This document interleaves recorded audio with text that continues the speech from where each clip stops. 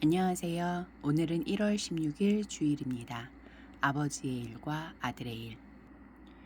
요한복음 5장 16절부터 29절까지 말씀입니다. 그러므로 안식일에 그러한 일을 행하신다 하여 유대인들이 예수를 박해하게 된지라. 예수께서 그들에게 이르시되 내 아버지께서 이제까지 일하시니 나도 일한다 하시매 유대인들이 이로 말미암아 더욱 예수를 죽이고자 하니 이는 안식일을 범할 뿐만이 아니라 하나님을 자기의 친아버지라 하여 자기를 하나님과 동등으로 삼으심이로라. 그러므로 예수께서 그들에게 이르시되 내가 진실로 진실로 너희에게 이르노니 아들이 아버지께서 하시는 일을 보지 않고는 아무것도 스스로 할 수 없나니 아버지께서 행하시는 그것을 아들도 그와 같이 행하시느니라.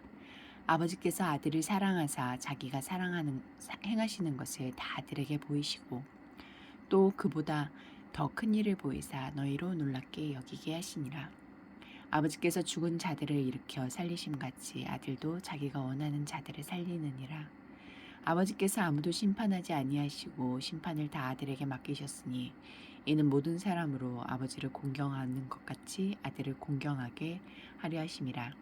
아들을 공경하지 아니하는 자는 그를 보내신 아버지도 공경하지 아니하느니라. 내가 진실로 진실로 너희에게 이르노니 내 말을 듣고 또 나를 보내신 이를 믿는 자는 영생을 얻었고 심판에 이르지 아니하나니 생명에서 생명으로 옮겼느니라. 진실로 진실로 너희에게 이르노니 죽은 자들이 하나님의 아들의 음성을 들을 때가 오나니 곧 이때라. 듣는 자는 살아나리라. 아버지께서 자기 속에 생명이 있음같이 아들에게도 생명을 주어 그 속에 있게 하셨고 또 인자됨으로 말미암아 심판하는 권한을 주셨느니라. 이를 놀랍게 여기지 말라. 무덤 속에 있는 자가 다 그의 음성을 들을 때가 오나니 선한 일을 행한 자는 생명의 부활로 악한 일을 행한 자는 심판의 부활로 나오리라.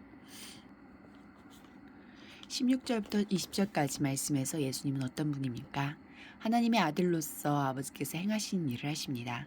안식일에 병을 고침으로써 안식일을 범했다고 비난하는 유대인들에게 예수님은 안식일에도 하나님의 창조 세계를 돌보신 일을 계속하시는 것처럼 자신도 일하는 것이 당연하다고 하십니다.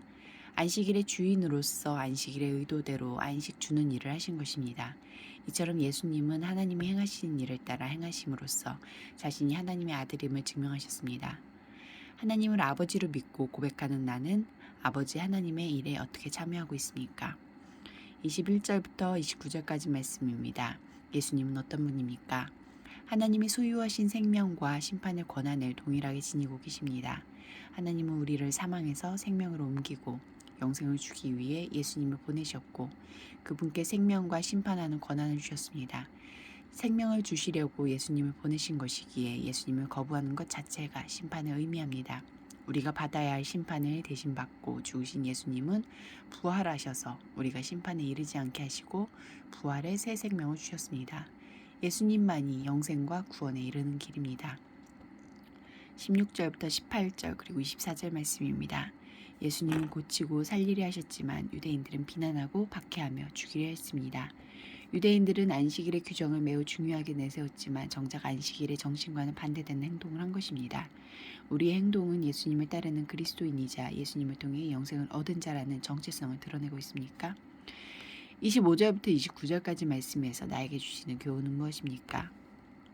바로 지금이 하나님의 아들의 음성을 듣고 생명으로 일어날 때입니다.